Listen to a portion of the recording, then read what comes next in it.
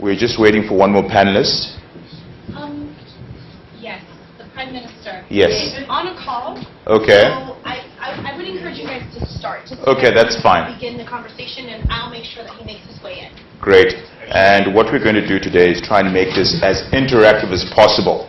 All right, giving the audience an opportunity to really ask questions and engage the panelists on a number of issues that we have here, because I'm sure the audience has a lot of questions. And my name is Mutambara Mungu. I'm from Zimbabwe. I'm the founder and managing director of a firm called Harvest Fresh, which is involved both in the primary production of food right through to the processing and to a large extent through to distribution as well. So we grow a lot of horticultural crops in Zimbabwe, and that's for the local market, for the regional market in South Africa, and now for export to Europe and soon to Asia. This was started 2 years ago.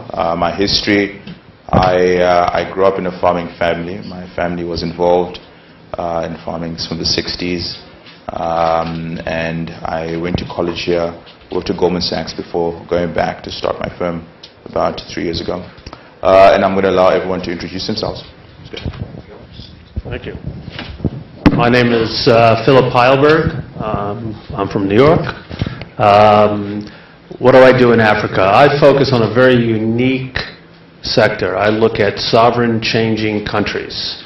So my view has been that with the Cold War unwinding, that the scramble for countries during the breakup of the Ottoman Empire and the post-colonial period after World War II, that many borders and countries were created throughout Africa and the Middle East that didn't make any sense. Now remember, this was 11 years ago, not what you see today, and that there were tremendous opportunities getting in early in some of these countries. So I am involved in very frontier countries: South Sudan, Somalia, Central African countries, any country that I think has the potential to change its borders.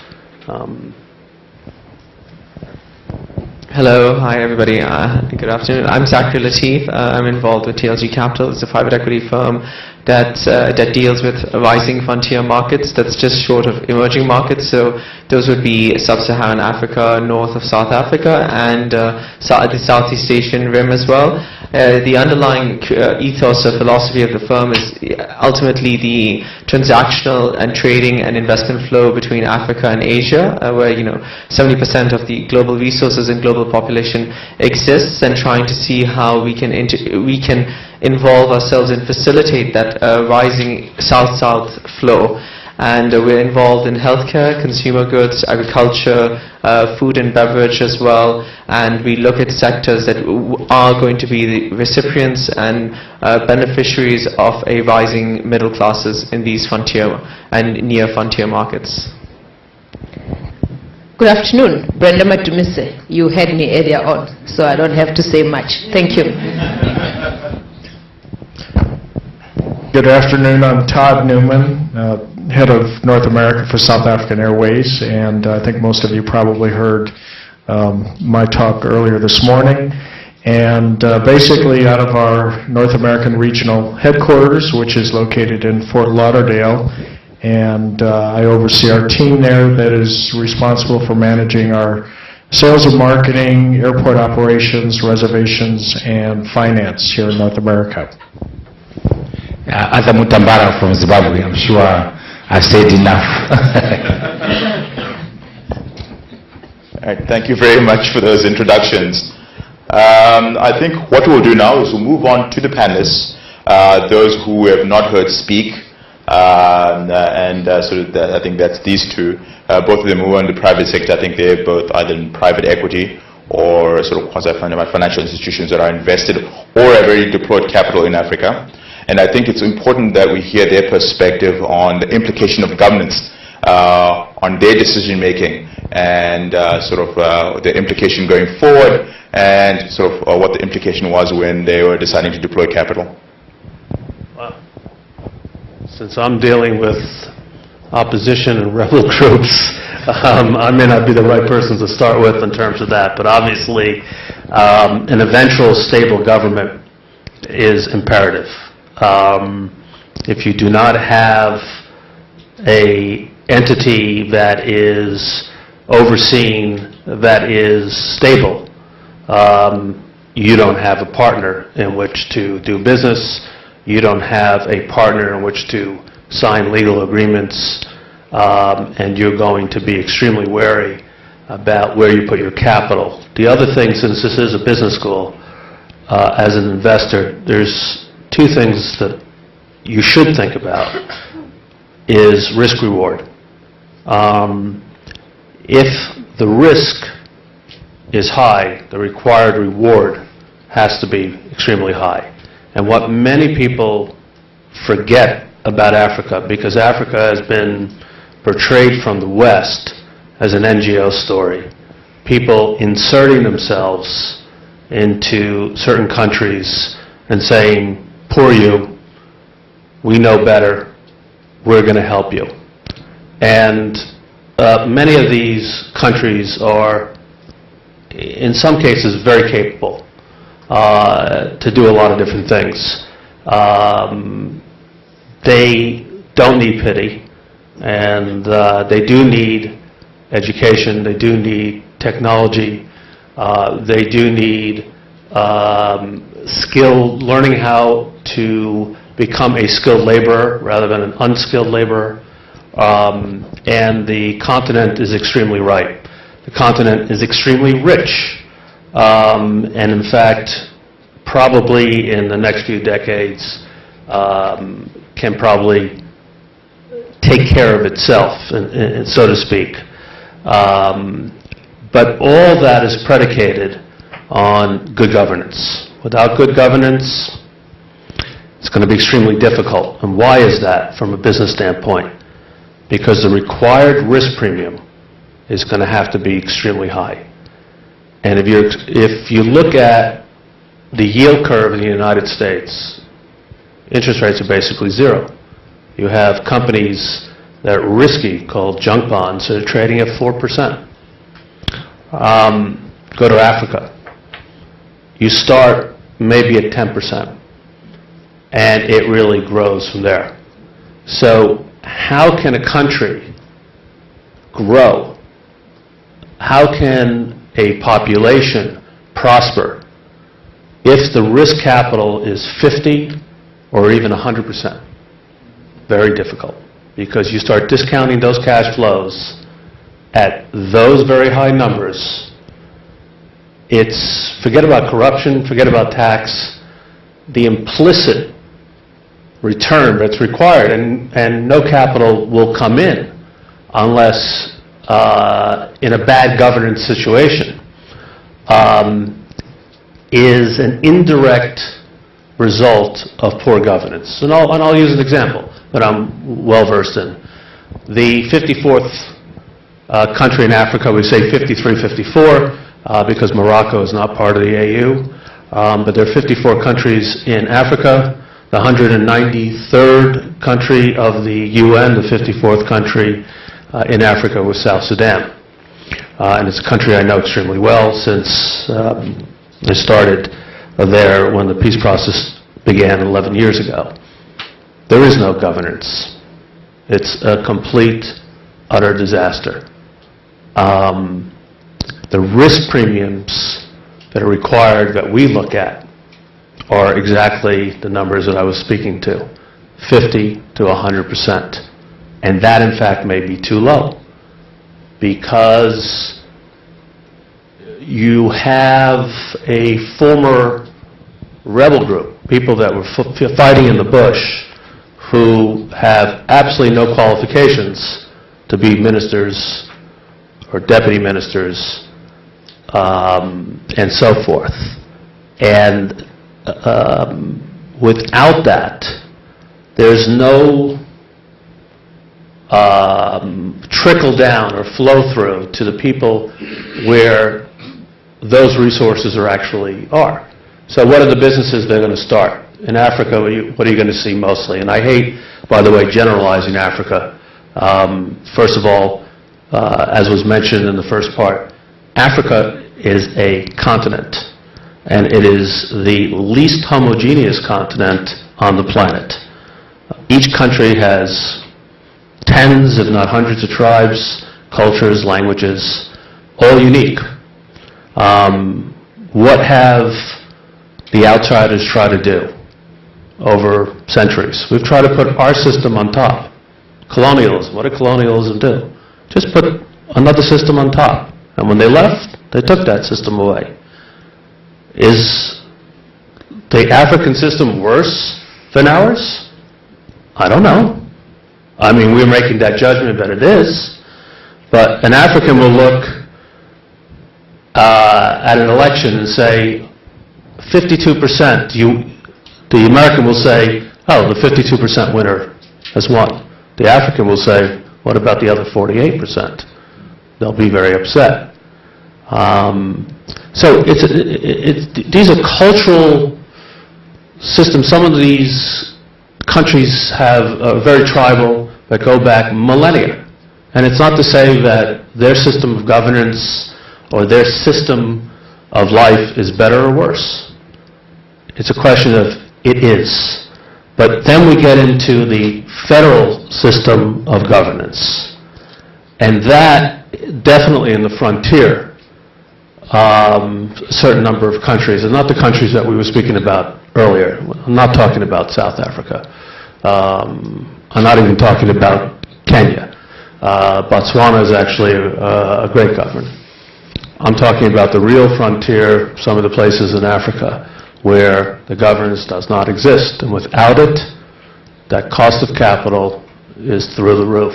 And even though the economy is extremely rich, natural resources in the ground, the water that's accessible, the land being fertile, the population being ready and willing, if that governance does not improve, then it will not trickle down to the population. Okay. Just to kind of echo, it was very interesting what Philip was saying right now. I think when it comes to governance and leadership and how they impact investments, I think first as a point to note, there are ways to mitigate sovereign risk, and I think any approach to investment, particularly in a frontier market jurisdiction in general, even in an investment application, is always looking at the risk methodology and what is your recovery, how would you approach that. And I think obviously the main risk that comes through, particularly in an environment like Africa, like sub-Saharan Africa and other frontier and emerging markets, remain the sovereign and political risk. I do think, however, that therein lies the major scope for arbitrage. At the moment, Africa on a general scale has become a very trendy word. There's been a definite uptick right now into investments into Africa.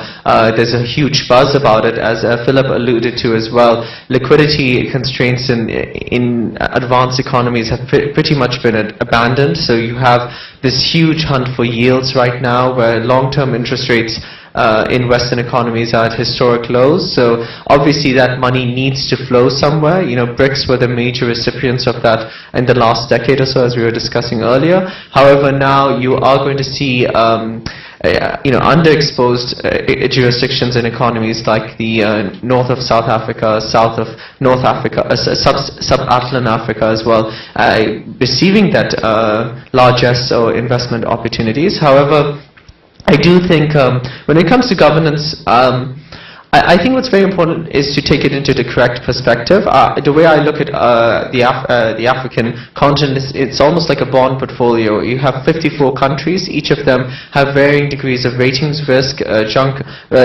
possibilities, or ratings upgrade risks as well. So I think in that perspective, the idea is using Africa as a generalized format is always going to be very tricky, but at the same time, if you do your homework, the risk of default in any one nation can be mitigated firstly by making sure you understand the context of the economy. Secondly, by the industry that you're in. Thirdly, what I think is even more important than governance in some cases is the rule of law. Like how exactly are you going to have your contracts implemented? How are they actually going to be adjourned? And to what extent has rule of law been able to sustain itself and be stabilized despite political turmoil? For instance, if there's a change in opposition, if there's a revolution, if there's a counter-revolution, what happens to previous contracts? So accordingly, in sectors that we deem, or particularly myself, that I deem to be somewhat sensitive, mining, infrastructural projects, even telecoms in some cases, those are the sectors that would be somewhat susceptible to political risk and to a rapid contract withdrawal or some sort of tender offer being investigated. Whereas if you're in sectors that are not sensitive, that as I mentioned in my introduction as well, that are the recipients of an African middle class that doesn't really take a political viewpoint in any way, are not extractive, in the sense that they aren't necessarily depleting the natural resources on the ground, but are rather engaging the population, such as consumer, even agricultural land in certain cases that would be otherwise marginal, or you would have healthcare investments. These sort of projects tend to be well received by both the ruling party and the opposition party in most cases. So in that case, you're not really looking at a fear that somehow a dramatic change in government might impact your investing. I think at the same time as well that, just to touch on what Philippe has alluded to as well, that it's important to take the risk and make sure that it's proportional and contextual to how you approach the investment. So it's very important to do your due diligence, to do your homework. If the country is too dangerous to travel or is too inaccessible, then it's probably not a great idea to actually invest in that region. But at the same time, if there are great transport links, if you have a very receptive political system, if there is in general a vibrant media and free law, and you're seeing some relative economic growth, then the factors are that you can make a bet on that country. And the whole idea is avoid concentration risk, because if you are concentrated on only one African country, then obviously the whole then you are pretty much dependent on where the winds of change go for that. So what we try to do is have a pan-regional focus. We look, I'm only talking from experience about how we approach this, but we look at East Africa. We look at East Africa and Southern Africa more so than Western Africa. That's no particular reason. It's just that we find those economies to be particularly receptive to investment and relatively unsaturated as well. So sometimes I think, okay, bad news in Mali, but what is, to take an example, is Mali, the new Al-Qaeda haven, but that's in the furthest north of the country. So at the same time, if you have investments down south, how badly are they really impacted? Not so much. So there's always a story within the story, and I think that's really what's important. What I kind of find in a external perspective is no one wants to do their homework, and there's a lot of lazy reporting. And the way I see that as it is a challenge, but it's also an opportunity for the discerning investor to not necessarily be optimistic or negative on Africa, but be realistic. I think that's really the best approach one can have. It has its issues, but it certainly has a lot of potential. Amazing demographics, resource-rich, probably the most resource-rich continent there is, and a new and different mindset, escaping from the NGO slavery, as I like to call it, controversially, that has plagued the continent since post-independence. And I think we should pass it on. No, absolutely. Brenda, just to tag on that, you sit on a number of boards of South African companies that have led the charge into the rest of Africa before anyone else has. So how have you looked at the issues of governance and leadership from your perspective as a South African investor and operator? It's not different from what Zachary said, but let me take governance and leadership and look at it from the eyes of the corporate world. You recall here in the US, with all sorts of the Enron scandals and everything else, there was a push to change the law and make companies accountable and have proper governance structures in place. I mean, there's a whole debate in this country around the separating the role of the executive chairman, the CEO, and all that. Same approach in South Africa, where with the King Code that has been accepted by corporate South Africa is that the role of the chairman, the CEO, must be separate, so that then there's proper accountability at the board level and to shareholders. And every South African investor, and looking at the companies that I represent, when we go out, we're driven by a number of things. Some of the things Zachary touched on. But rule of law is key. The rule of law is key. We want to know that there is oversight, there is political oversight, there's accountability. So when we want the three branches of government, where you have the legislature, the executive, and the judiciary, and we emphasize the independence of the judiciary, that's what we like to see, so that we know that any of those can hold any accountable. Okay, it's very important. You want the decisions when you have contracts that you have signed to know that in case there's a change of leadership, political leadership, that a court of law can interpret that contract and make a ruling on it. So that's fundamental. So certainty, predictability is key for any investor to go into any country. Interestingly so, if you look at Angola, in the midst of war and everything else, Angola attracted the most foreign direct investment in the continent. Why? Exactly. In the midst of war and everything else, it attracted the most foreign direct investment. Precisely because of this resource that it was sitting with. And no one bothered. The investors were not worried about the rule of law. They were not bothered about anything else. They saw a mine and gold sitting there in this oil, and they wanted to have access to that oil. So investors, sometimes, are not just driven by leadership and governance. There are other things that come into play, and we need to be honest with some of these things. There's a consideration. You look at what obtains in that particular country, and you think, I am prepared to take the risk long term. I can realize the benefits and the value if I go in now when it's still hot, So it depends really on your risk appetite and your threshold as a business, how you want to approach any investment. I hope. Perfect, thank you. Right. And maybe we can move on to the Deputy Prime Minister. Thank you very much. I think we're now talking about Success 101. Success 101. Leadership and governance are foundational. All the things I spoke about in the morning won't happen if we have poor leadership.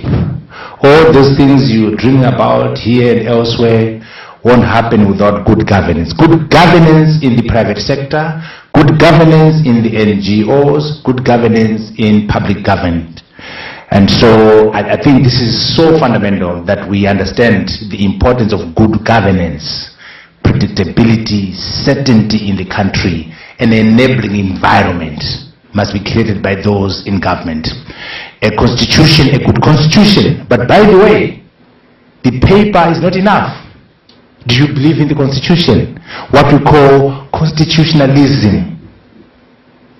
The Soviet Union had the best constitution, actually, on paper.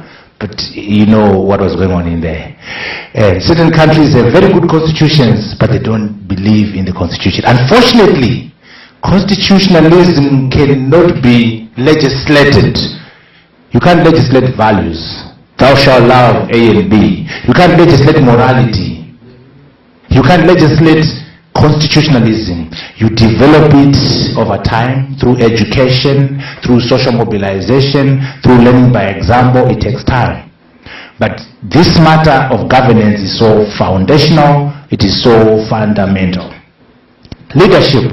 I emphasize where we're coming short in Africa, in particular in terms of political leadership. We need leaders who are strategic thinkers, who say, where do I see Ghana in 50 years' time? You paint the vision of that future, then you come up with the strategy, the game plan. How do I move from where I am right now in Ghana so I can achieve the Ghana of 50 years from now? That is missing in Africa. We need creative thinkers. I'm talking about the elements of leadership we are missing. Strategic thinking, creative leadership, creative thinking is missing. Then also we are missing the dimension of succession planning. The businesses have done better than us. You know, the ultimate measure of leadership is whether you can make yourself irrelevant by empowering others. If you are a leader of a country for 20 years, you're not a leader. How many leaders have you produced? If you are a director of a company for 20 years or director of 5-10 boards, you're not a good leader. Show me how many CEOs you have produced, then I can call you a leader. Show me how many directors of companies you produced, then you are a leader. Show me how many professors you produced, then you are a professor. Show me how many prime ministers you produced. So we are very weak in terms of empowering others to become leaders. Leadership is not about the creation of followers. It's about the creation of other leaders. And I think we have a deficit on that subject, in particular in public leadership. The corporates, I think, are doing a better job than us. The NGOs always get away with murder on these issues. The busybodies. They're very good at criticizing government, and this and that around. They also are not very good at transparency. They're also not very good at good governance. They also don't train leaders and produce leaders. So I'm pushing for good leadership and governance in the three sectors: the government or public sector, the private sector, and the non-governmental sector. In the private sector, we've done South Africa King 1, King 2, King 3. In the US, Sarbanes-Oxley Act. In Zimbabwe, we're working on our own code of conduct in terms of corporate governance. And we're learning from other countries. So let us not reinvent the wheel. Let us learn from where we can. But also, here's my parting shot, learn from ourselves. Ubuntu. I am because we are. We are because I am. A person is a person because of other people. A community is a community because of the individual. Meaning, you are not successful at all unless your people are doing well. We'll judge you by the success or lack of it of your community and your people. And the community is not successful if there's one individual who is suffering. The community must care about the poor woman, the poor man, and he brings everyone up. It takes a village to raise a child. Hillary plagiarized the Africans. That's ours. Why am I saying this? As we talk about leadership, I want to learn from Duke, I want to learn from Michael Porter at Harvard, but please learn from my grandfather in the village. Ubuntu means there's no such thing as uncle or aunt. It's fathers and mothers. Many kids in Africa who are orphans are raised by aunts and uncles. You won't even see the difference. And that is one thing we can teach America. We can teach Europe. I am because we are. We are because I am. That's our lesson on leadership and governance. Our contribution to knowledge. Thank you. Thank you for that. Just before we send it out to the audience, I was just going to introduce Todd from South African Airways, because I think they've actually played a critical role in allowing us to discover our own continent and be leaders within our own continent. I remember, growing up, you always used to be jealous of kids who go to Europe on holiday, but all of a sudden the kids growing up in Africa now their parents are starting to holiday within the continent, creating new frontiers. And I think South African Airways has really taken a leadership role in connecting Africans, which I think is fundamental to what's happening now. And I just want to ask Todd how you guys are coping with sort of increased competition from your wonderful competitors over in Kenya, and whether you see the Ethiopians as competitors as well within the context of the African. Thank you.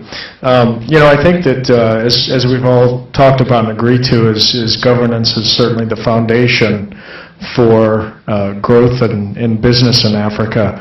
But one of the other drivers of growth, of course, is having good, reliable, dependable air service, and that's where SAA has taken the leading role on the continent and developed a very extensive network and connecting many of the cities throughout Africa. It was mentioned earlier that in order to get around the continent, in many cases, particularly in Central and West Africa, that to go from one country to the other, you have to go via Europe. And that's really has been a challenge. And much of that is driven by the fact that bilateral air service agreements have also been challenging to negotiate between the countries. And a bilateral air service agreement is basically an agreement between two companies that stipulates the amount of air service, the frequency that can be provided, or perhaps the number of destinations that would be served in that country. And that has been a challenge because of the fact that many governments do have opposing agendas, or they have a national carrier that they're trying to support. And so therefore, that has not worked to the benefit of the country or to the destination, and has been an impediment for business growth within the continent. I think that one of the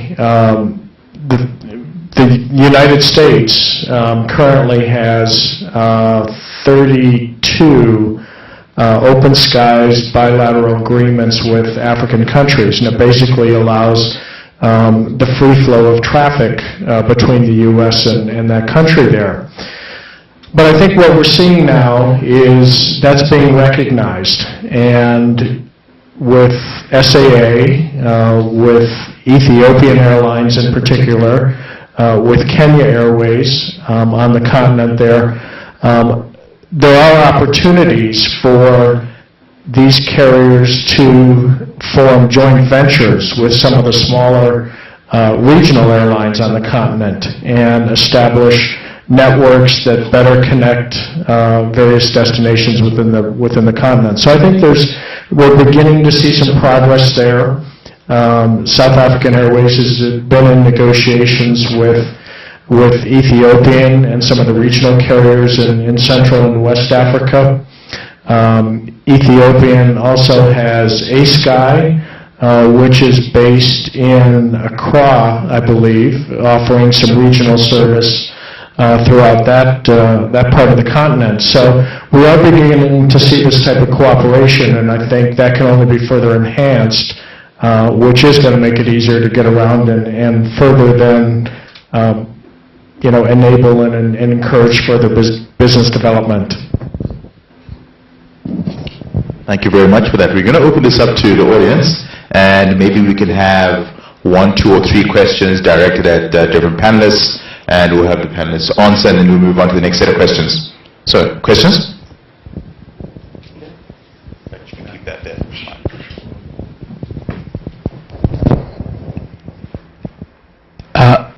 Good afternoon. This question is for Prime Minister. I'd like to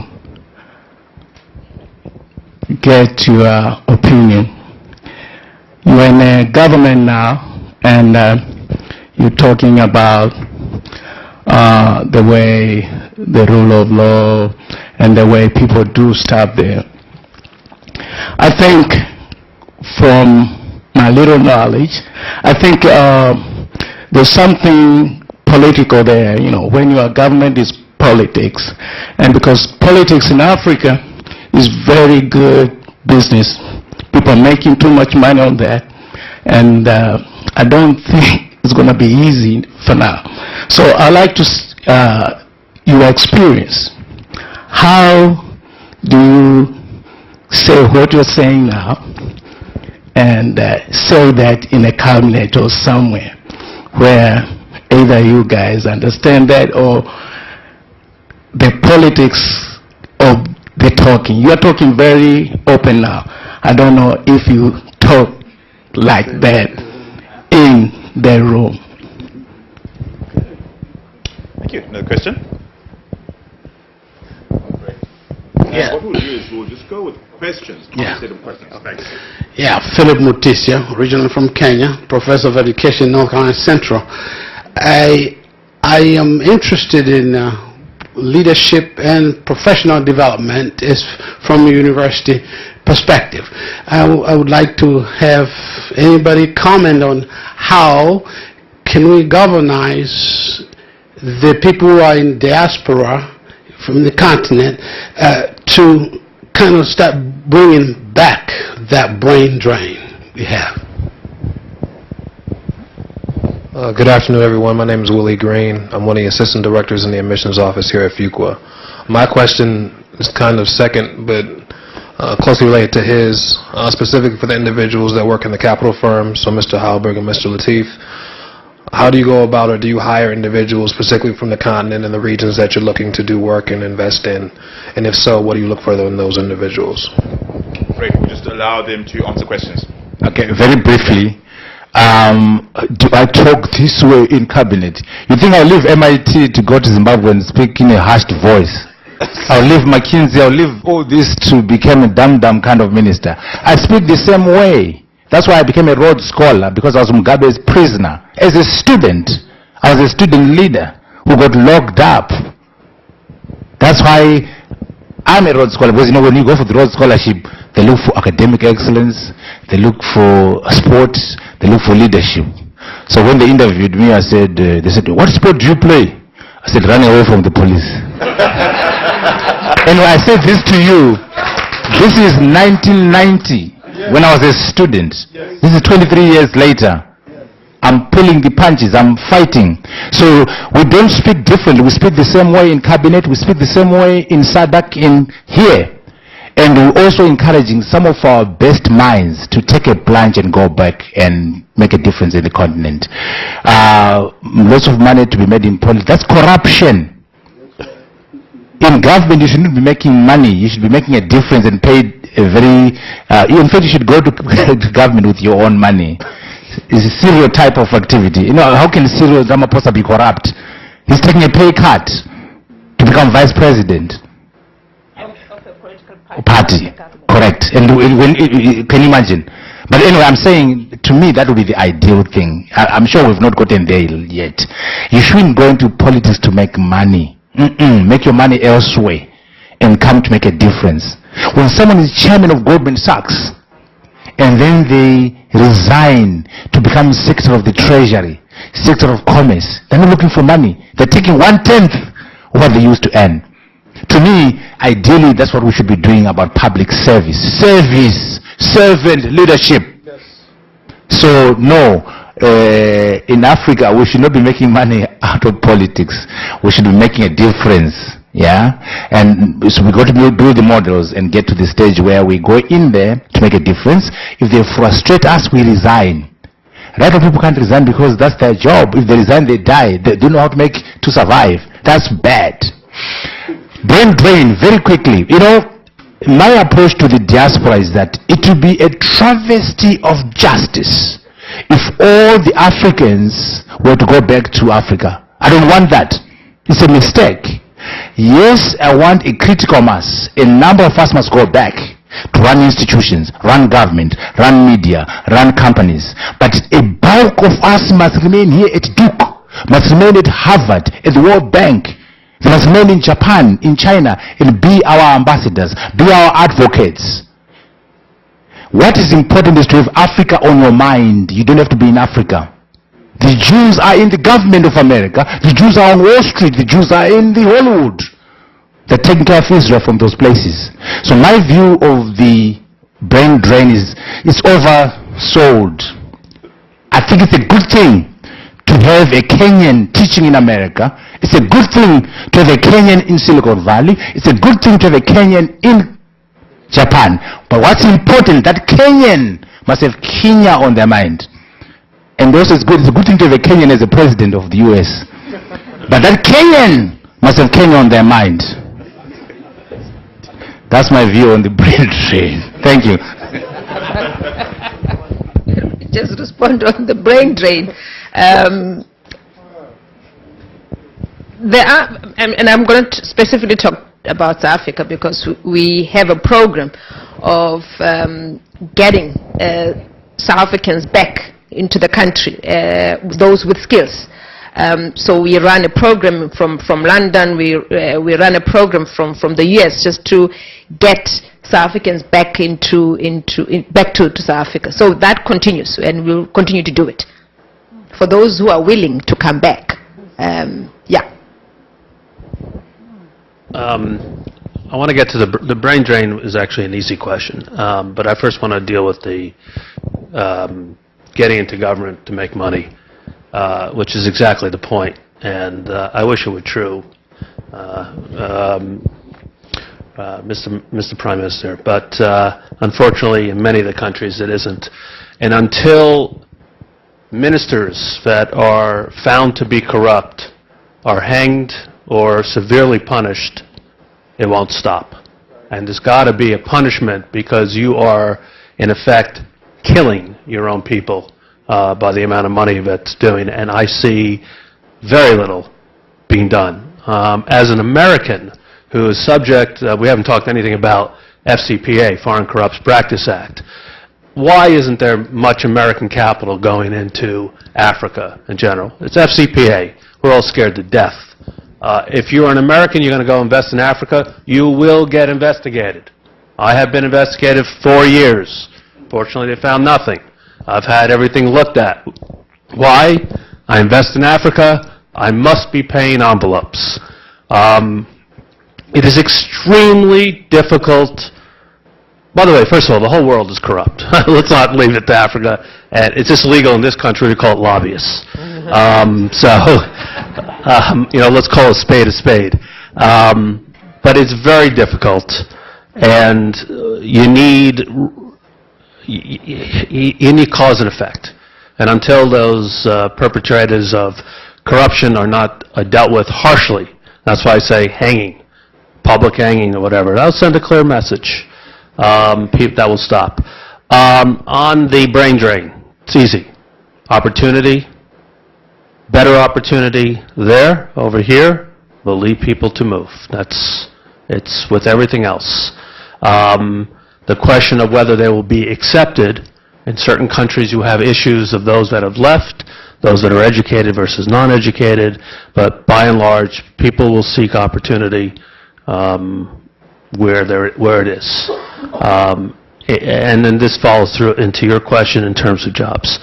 Corporations, if somebody can add value, then that person you'd want to hire.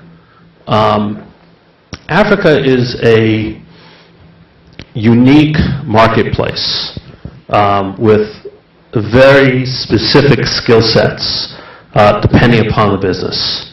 And it's really dependent upon what business you're going into. So if you're going to go work for GE or Microsoft or something, they may have a much more general approach in terms of hiring out of the U.S. From my perspective, especially in the countries that I'm involved with, you really need educated locals because the minefields, literal and non-literal, that exist there, you can't have somebody that spent 20 years outside the country to come back in. And that's also part of the challenge. Now that will change over time because you will need different types of skill sets. You may want to add something to that. Okay, I'd like to thank the three questioners and the Prime Minister for galvanizing this discussion and making it so interesting that we can actually speak on it. I mean, I've taken into account all the comments per se, and I'm going to answer the question and the relevant questions. I just wanted to say that I disagree deeply with the Prime Minister in the sense that he talks about a lack of strategic leadership in Africa. I mean, I'm from London and I go to the Parliament with my colleague Tom Spiller. We go to Parliament every other week and we see the same sort of lack of strategic leadership in Parliament, and I've never heard a politician speak like Mr. Mutambara, sorry. And so, I mean, I've never heard a British politician speak like that to talk about where we would see Britain being in 20 or 30 years. So it's not only, the myopia is not only limited to Africa, it's a global epidemic, I would say. And I think it also ties in with the point that we judge Africa too harshly. As Mr. Philippe has said, that corruption is all over the world, except we have different euphemisms and labels for it. And when it's done in the West, we seem to think it has a totally different perspective and somehow. But then, I can name you a dozen projects in Britain where it seems very suspicious. But anyway, my point being is that going to the brain drain concept, I think as it's been echoed over here as well, people are opportunistic. I think we've also moved on from the idea of a nation state into regional and city-state economies as well. So the idea should be that an African diaspora, like any other diaspora, I think it shouldn't necessarily be about some sort of patriotic loyalty or anything like that. But speaking as somebody of mixed South Asian and Middle Eastern descent who is now British, I think it's like, as an Easterner, I believe very strongly in having one foot in the East, in my original culture, and one foot in the West, where I live and where I am functionally a part of. And I think it's very incumbent on the African continent, the nations, to engage their diaspora and the first generation of their diaspora, with what it is to be African and the pride and how they can come back. And also, I think, as the Prime Minister put up a very important point, humility. I think what I've detected, in my intercourse between Africa and the West, there is a one-way arrogance in the sense that everything Western is, and this is throughout the developing world. What is Western is perfect. What is developing is, needs to be improved and needs to be Westernized one way or the other. So, and that ties into the point that the last question is very validly asked, which is about recruiting policies. And the way that we see recruitment, frankly, we've done now a dozen projects in the continent, and I can just name, we're doing one that's incidentally called Ubuntu in Zimbabwe, of all places. So when he mentioned that was kind of cool. But what I wanted to say as well is that we did something of a healthcare pharmaceutical plant in Uganda, and it was in collaboration with an Indian firm. And I repeat this all the time because I'm so shocked by it, but we envisioned initially, the plant envisioned that in a 5 to 10 year framework, there would be a gradual indigenization of the Ugandan, of the Indian staff into Ugandan. That indigenization happened within 18 months. Most of the technical staff now are Ugandan simply because they had the incentives and the means and the ambition to actually replace all the foreign workers. So one thing that I would say is a deep epidemic in the continent is actually the love of expatriates. I see that time and time again. There is this whole thing, you want somebody skilled, go get an expat, and preferably somebody with, a huge load of degrees, and, I just see that, and, we follow a TLG. We're as I mentioned before, we're very, very interested in Asia-Africa exchange. Yes, there is a skills shortage. Yes, there's a skills gap that needs to be covered, but it needs to also be transitioned. Ultimately, I want to hire within the domestic economy simply because it controls wages, it helps our own projects, and frankly, the human talent does need to be developed, but it's done in tandem with, why not import Chinese and Indian overseers? Why would I pay somebody, like, this is the whole point, right? If you hire a Westerner from an Ivy League degree who's done an MBA, they want danger pay, they want to be paid in dollars, they want 4 trips a year business class back home. You hire an Indian, the UN. And you just can't afford that. And I've seen that in a project that we ultimately exited, where we just did not believe in that sort of attitude. We hired Indian and Chinese workers. They're happy to go, 1 trip back home, no danger pay. They're just so glad to do a job, to have that position. And it's just ultimately where the world is going. So it's going to also be a way that, at the end of the day, it's a value-add proposition. Why do I need to recruit in a Western advanced economy to go save Africa? Because I'm not interested in saving Africa. That's super patronizing to me. I'm interested in making a profit in Africa as I would in Asia, Latin America, Europe, or the West. And I think that's the way forward. Thank you. We'll have another last round of questions. Yeah, good afternoon. My name is CJ Broderick. My question is, I know we're at a business conference and everybody, as you just pointed out, the whole point of it is to make money. And the question is primarily for the Prime Minister and Advocate. How much of making money is actually a part of the problem? How much of it is a gift and a curse? And how do you balance that need to have investment and so on and so forth in your country, but how do you balance that with developing, inside? And then for the other panelists, primarily the finance panelists, how do you, within the finance world, balance making money and doing good, and then for everybody else, like how much is greed, a factor in the overall development, and kind of the circular nature of things. You kind of go fast for a little bit, then it all comes crashing down, and everybody goes, "What happened?" That's an excellent question. Okay, can we just have one or two more questions? So that we, okay. Thank you. My name is Eden Ellis. I'm actually a dual degree student getting a master's in public policy, and I'll be starting my MBA studies next year. I was actually born in Harare, Zimbabwe, and grew up there, but my family left due to political exile. My question, I think, is targeted, was inspired by the things that you spoke about this morning, Mr. Deputy Prime Minister, but also by the mission of your work, Chairwoman Madumise. One of the things I see there's an opportunity for social entrepreneurship in Africa, and that's being motivated by how do we improve a need and fill a need, but then you can turn that into profitability as well. However, from a public policy perspective, there's a value chain analysis that kind of needs to happen. Improved health is not good enough to change someone's life. You need health, you need education, you need access to capital and agriculture, transportation infrastructure, the list goes on. So in terms of unity, business unity, and when you're talking, you were combining post-apartheid efforts from black and white businesses together. How can you kind of coordinate social entrepreneurship, seeking profit, but motivated in improving livelihood in Africa, and how can that be done, or is that something that's too lofty a goal?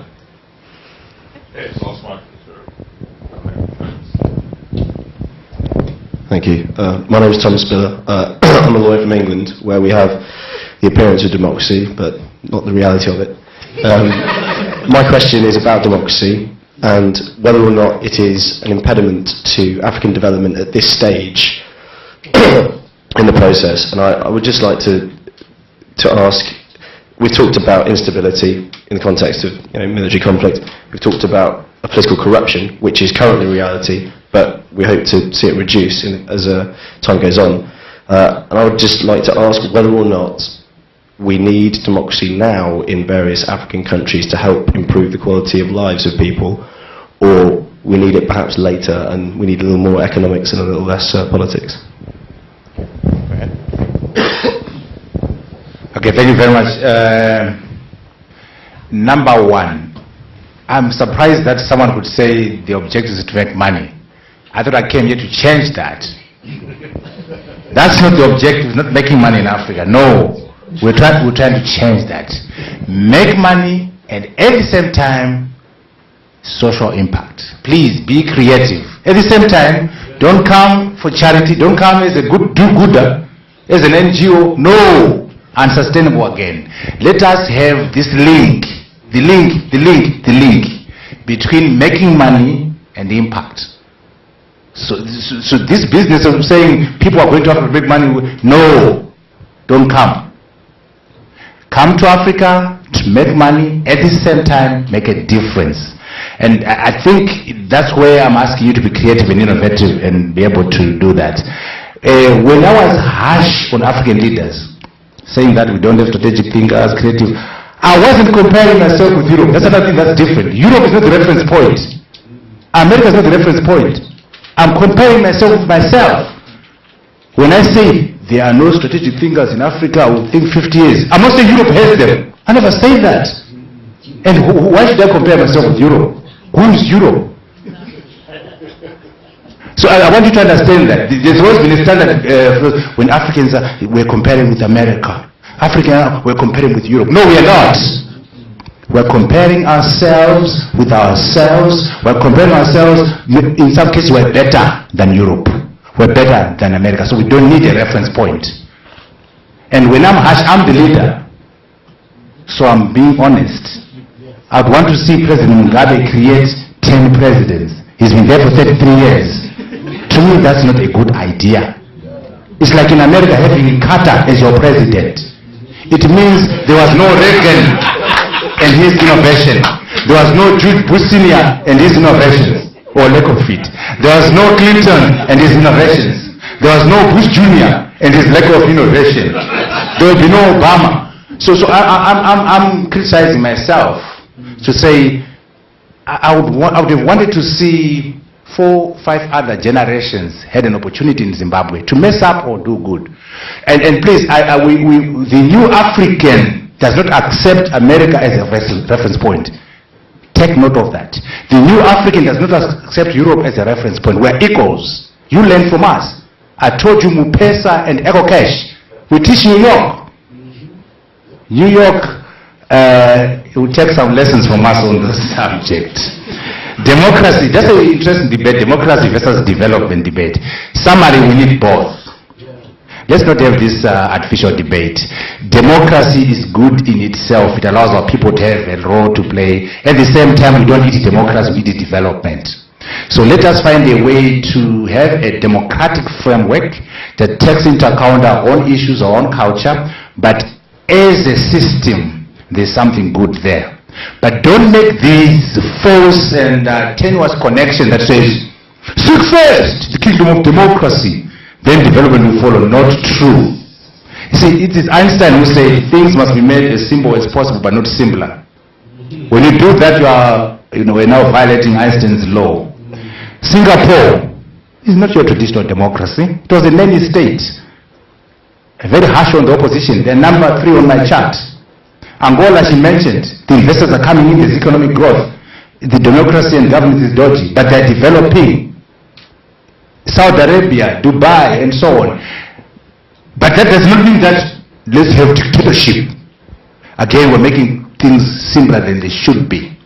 My issue is that I think sustainable economic development will require both elements of democratic issues and economic development for your system to be sustainable in the long run. The Chinese, they don't have exactly the democracy. When I'm in China, I always challenge my American friends and European friends, because when they're in China, they're worshiping China. China is the master now, you know that, right? They're worshiping, they're very polite. Then they ask me, when are your next elections?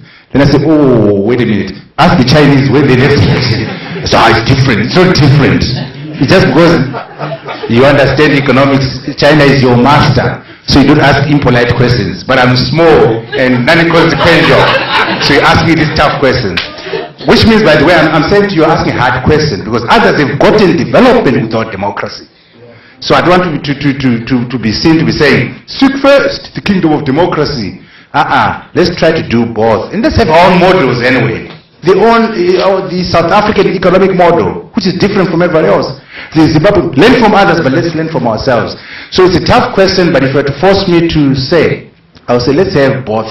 Let's have, allow our people to express themselves. Let us have development. Let's have all of the above approach.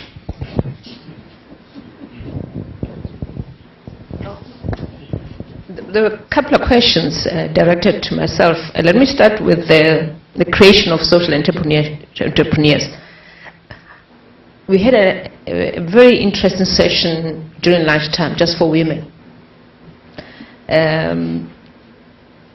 And one of the points that I made was, before you venture into the continent or any African country, just have an understanding of what that country is all about.